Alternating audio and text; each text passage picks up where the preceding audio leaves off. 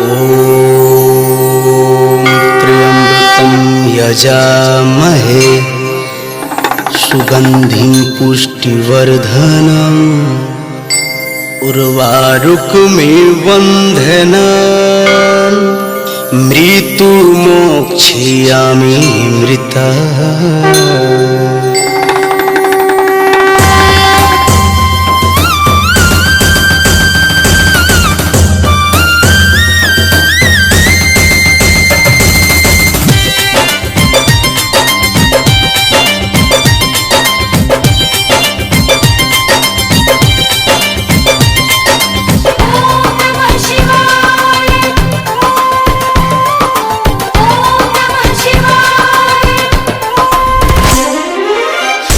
जय भोलेदानी तेरी कैसी कहानी। जय जय भोलेदानी तेरी कैसी कहानी। सारे जग छाया है तू कैसी तेरी माया है तू सब में समाया है तू धरती हो चाहे अंबर जो गया। जय जय शिव शंकर तेरी कैसी बवंडर। जय जय शिव शंकर तेरी कैसी बवंडर।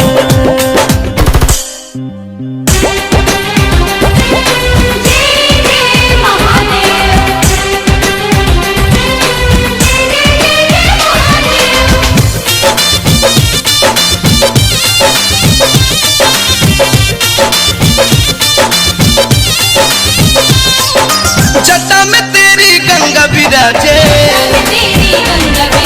लाल ललाट पे चंदा साजे। जटा में तेरी गंगा विराजे लाल ललाट पे चंदा साजे। गले रुद्राक्ष कमाला रे पी गया विष का प्याला रे। तेरी दीवानी दीवानी दुनिया दानी सब कुछ तेरा ही सबके ही अंदर तू। काशी कैलाशी है तू घट घट वासी है तू ही सुबह राशि देखो सबको हुआ चंबू जो गया। जय जय शिव शंभू हर कण में तू ही तू।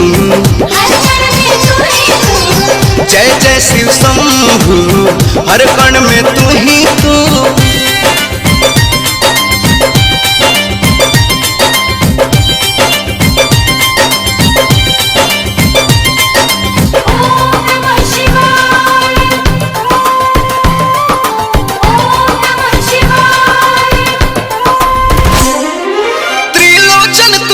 त्रिलोकी दानों की तू शक्ति रोकी। त्रिलोचन तू ही त्रिलोकी दानों की तू शक्ति रोकी। देव दानों भी पूजे रे हर हर महादेव गुंजे रे। रूप कैसा बाबा तेरा भयंकर धावर दीपक पूजे चरण में गिरकर। तू ही ओम नाम है तू ही चारों धाम है तू ही सुबह शाम मेरी बिगड़ी बना दे ठानी जो गया। जय जय भोलेदानी तेरी कैसी कहानी। जय जय भोलेदानी तेरी कैसी कहानी। सारे जग छाया है तू कैसी तेरी माया है तू सब में समाया है तू धरती हो चाहे अंबर जो गया। जय जय शिव शंकर तेरी कैसी बवंडर। जय जय शिव शंकर तेरी कैसी बवंडर।